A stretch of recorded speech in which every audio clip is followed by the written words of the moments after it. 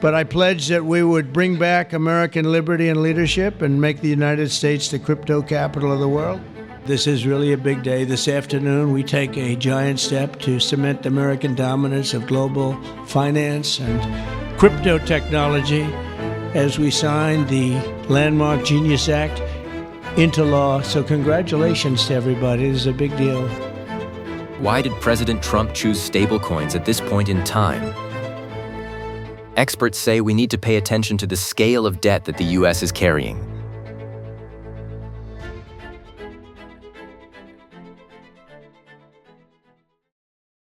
미국 부채가 지금 35조 달러 정도 된다고 하고요. 어마어마한 규모죠.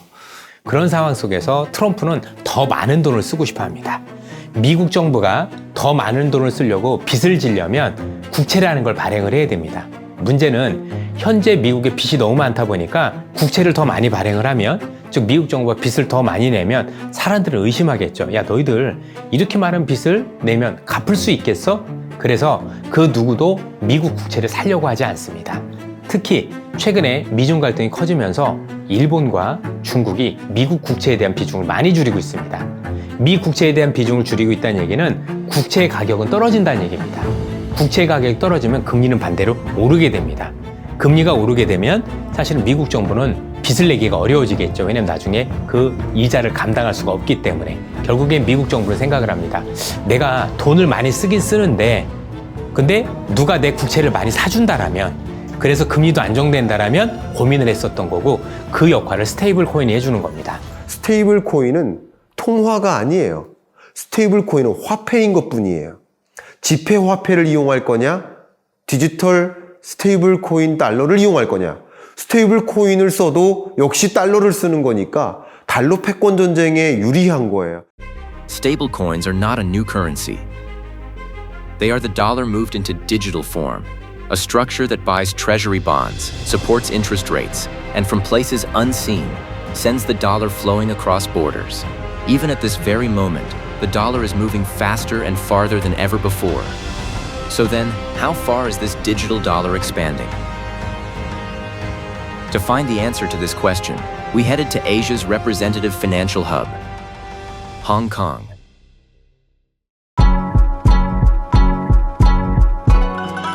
Hong Kong is a city where East and West finance meet. The dollar and the yuan, traditional finance and digital assets coexist here. That's why this is the place where you can spot the flow of new money first. In this city, there is a financial infrastructure that you can't easily find in our country. Street-side coin exchanges.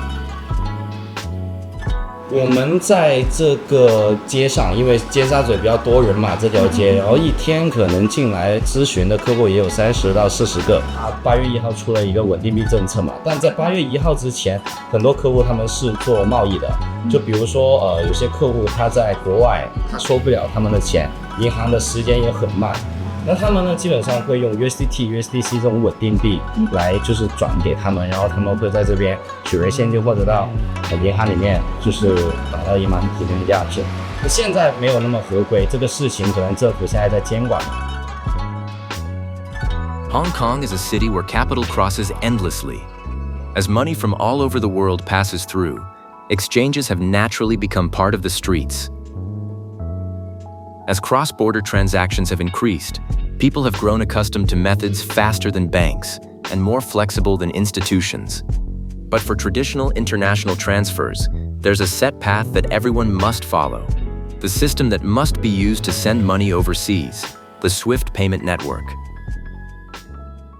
스위프트는 어떤 두 은행이 우리가 너희한테 어떠한 환으로 언제 돈을 어떻게 보낼게 라고 메시징을 주면 그쪽에서 알았어, 우리한테 어떤 식으로 돈을 보내면 주면 돼. 그리고 두 은행이 메시징만 주고받는 것이고요.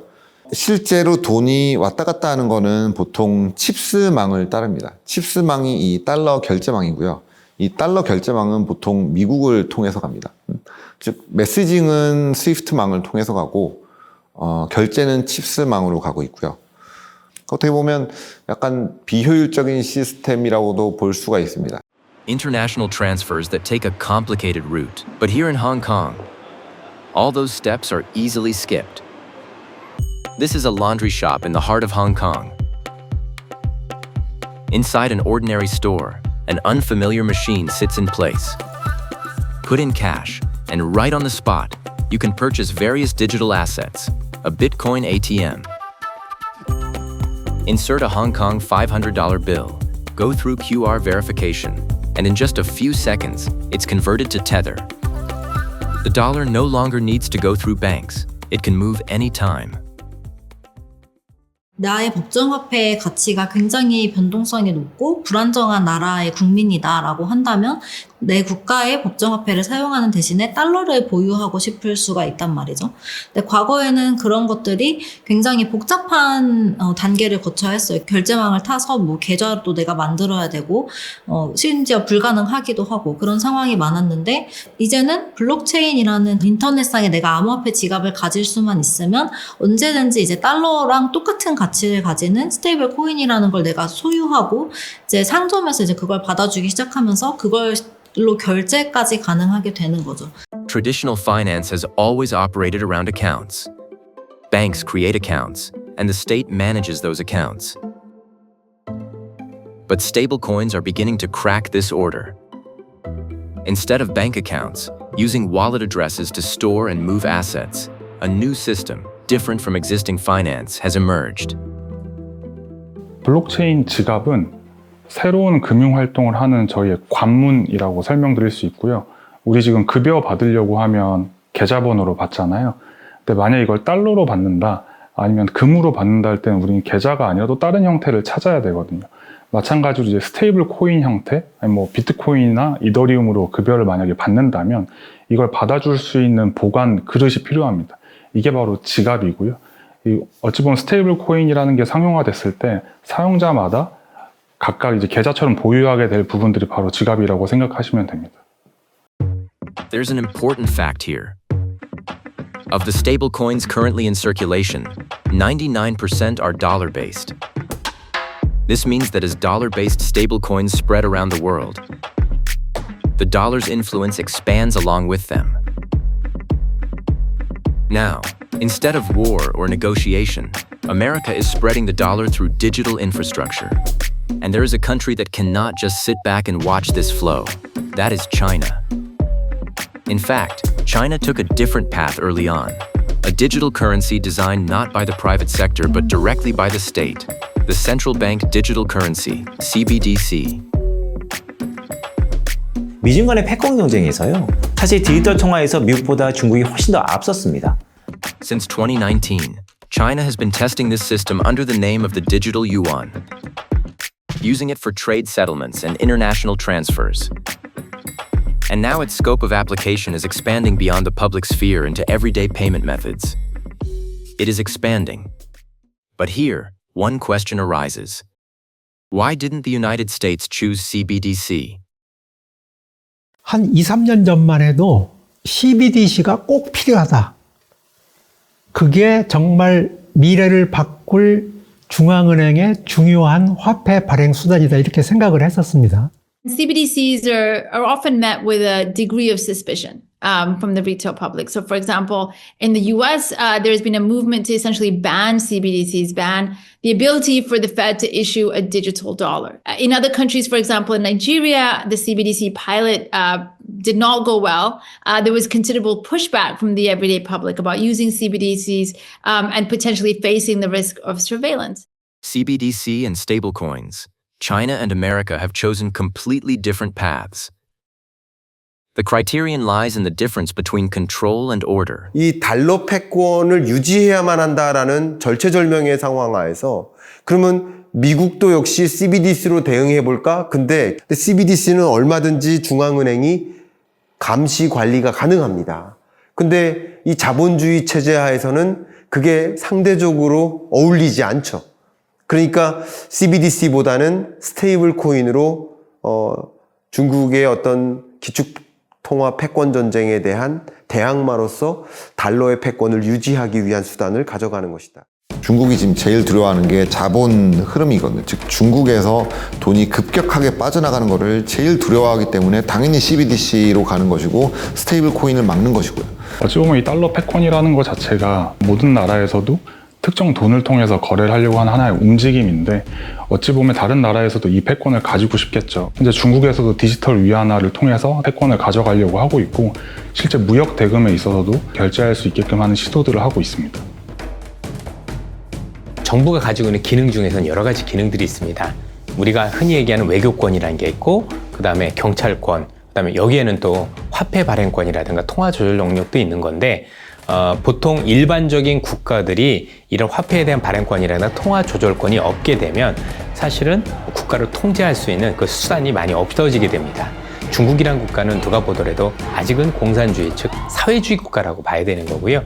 이 사회주의 국가 중에서도 통제 국가죠. 요거는 국가 체제와 연관이 있다고 보시면 될 것 같습니다.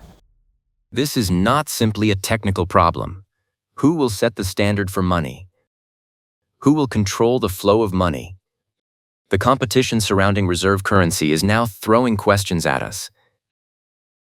At that crossroads, which path will we choose? 전 세계적으로 디지털 통화인 스테이블 코인의 확산은 좀 불가피하지 않느냐라고 이제 보여주는 겁니다. 그래서 이 흐름을 놓치게 된다라고 한다면은 어떻게 보면 온화에 있잖아요. 이제 주권을 상실하게 되는 이제 이런 상황도 저희가 맞이할 수도 있다고 생각됩니다. 그래서 저희도 온화 스테이블 코인을 빨리 도입을 해서 우리가 그 수요처를 그리고 글로벌 포지셔닝을 넓혀가는 것이 저는 필요하다 이렇게 생각되고 그러한 효용성을 가장 잘 활용할 수 있는 비즈니스 모델을 누가 만들 수 있겠느냐. 저는 그 부분에서는 단연코 민간 부분이다 라고 생각됩니다. 그럼 민간은 또 누구겠느냐. 은행이 될 수도 있겠죠. 그리고 비은행 금융기관도 될 수 있을 겁니다. 핀테크 기업도 굉장히 이런 부분에서 특장을 가지고 있죠. 또 그리고 유통 플랫폼 기업들도 굉장히 이쪽 새로운 수요를 창출하는데 잠재성을 있잖아요. 많이 갖고 있다고 생각됩니다. 취지에는 동의하지만 어떤 식으로 이 이용자들을 보호할 것이냐, 제도적인 안정성을 마련할 것이냐가 한국은행의 관심인 것 같고 그런 면에서는 우리가 국회랑 뭐 한국은행이랑 또 우리 산업에서도 충분히 조율 가능한 부분이라고 저는 보고 있습니다. 그러니까 이 스테이블 코인이라고 하는 것이 정말 말도 안 되게 여러 가지 이 금융계의 혁신을 가져올 거기도 하지만 금융이라는 것은 결국 우리 신뢰를 바탕으로 한 산업인 만큼 속도에는 좀 차이가 있지만 스테이블 코인이 필요하다는 데는 거의 제 생각에는 이견이 없는 것 같습니다. 스테이블 코인에 있어서의 안정성은 코인을 발행하면서 법화를 얼만큼 안정적으로 보관하느냐와 관련되어 있는 것이죠. 그 보관을 금융당국이 얼마나 잘 감독하느냐 이것이 핵심이다. 그래서 저는 그 보관은 은행이 해도 된다라고 생각을 합니다.